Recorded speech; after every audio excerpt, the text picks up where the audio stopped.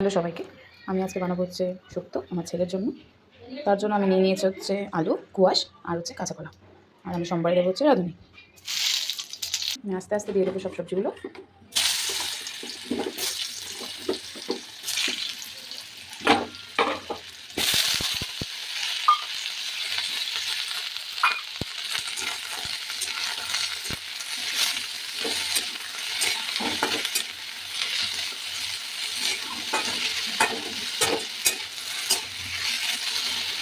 আর একটু দেবো নুন, একটু সামান্য পরিমাণ হলুদ।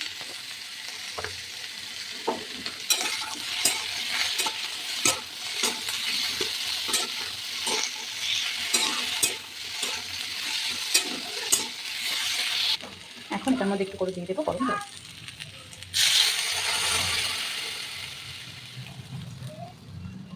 একদম পাতলা হবে।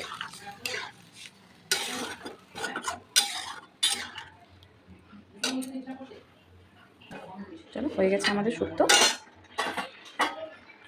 আমি এটাতে আদা সম্বার দিইনি, কারণ আমার ছেলের সহ্য হবে না পেটে, তার জন্য। কিন্তু এটাতে আদা সম্বার আর আজমি সম্বারে দিলে আরও ভালো হয়, আরও দুধ দিলে আরও ভালো হয়। এখন আমি রান্না করবো হচ্ছে পনির তরকারি, যার জন্য আমি রেডি করে ফেলেছি পনির, আলু ভেজে।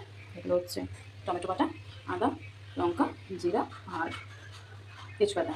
জিরা আর তেজপাতা আমি সম্বার দেবো।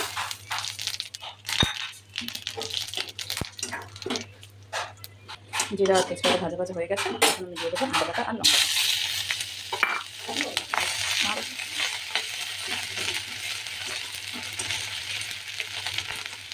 এখন আদাটা একটু ভাজা ভাজা হয়ে গেলে আমি দিয়ে দেবো হচ্ছে টমেটো বাটা।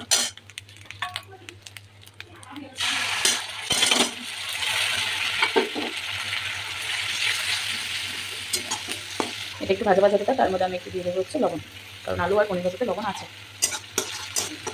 এটা একটু ভাজা ভাজা হয়ে গেছে, এখন আমি দিয়ে দেবো এর মধ্যে আছে হচ্ছে জিরে গুঁড়ো, ধনিয়া গুঁড়ো আর হচ্ছে কাশ্মীরি লঙ্কার গুঁড়ো, একটু হলুদ।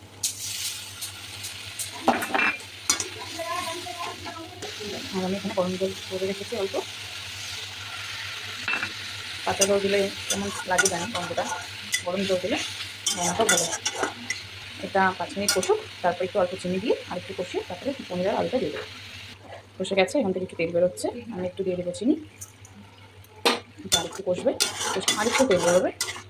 এটা একটু পাতলা ঝোল হবে, তার জন্য একটু জিরা, তেজপাতা আর আদা লঙ্কা সম্বার দেওয়া, নয়তো এটাতে আরও গোটা গরম মশলা, এলাচ, লবঙ্গ দেওয়া যায়। আমি ওটা করছি না, আমি করছি হচ্ছে পাতলা ঝোল, তার জন্য এটা। এখন এটা কষে গেছে, তেলও বেরিয়ে গেছে, এখন আমি দিয়ে দেবো এর মধ্যে আলু আর পনিরগুলো। এখন একটু কষে নেবো এটার সাথে, যাতে ভেতরে একটু লবণ মশলাগুলো ঢুকে যায়। এটা হয়ে গেছে কষানো। যেটা সত্যি কথা একটু একটু করে দেখানো হচ্ছে, তো কষাতে 5 মিনিট লাগে, যাতে আলু পনিরের মধ্যে একটু মশলাটা থাকে। তো এবার আমি দিয়ে দেবো হচ্ছে গরম জল।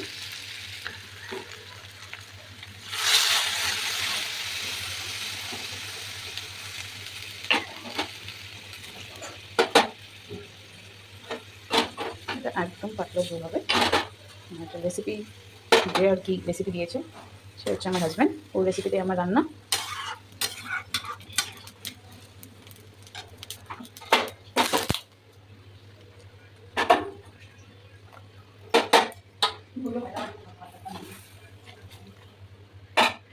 আর আমি রান্না শিখেছি আমার হাজব্যান্ডের থেকেই।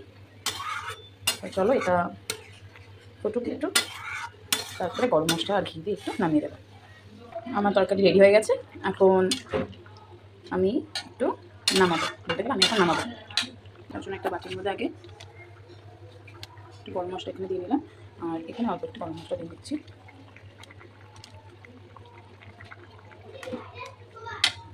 এখানে গরম মশলা নিয়ে নিয়েছি, একটু একটু ঘি দিয়ে নেব।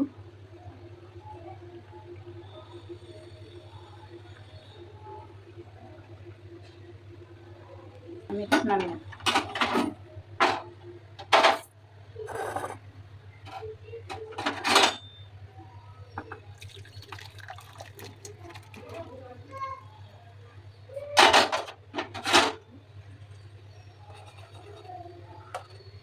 নিচে যে গরম মশলাটা আছে, একটা একটু ঢেকে দেবো। ঢেকে দিলে ভেতরে ফ্লেভারটা ঢুকে যাবে, যাতে খেতেও টেস্টি লাগে, সব কিছু লাগে।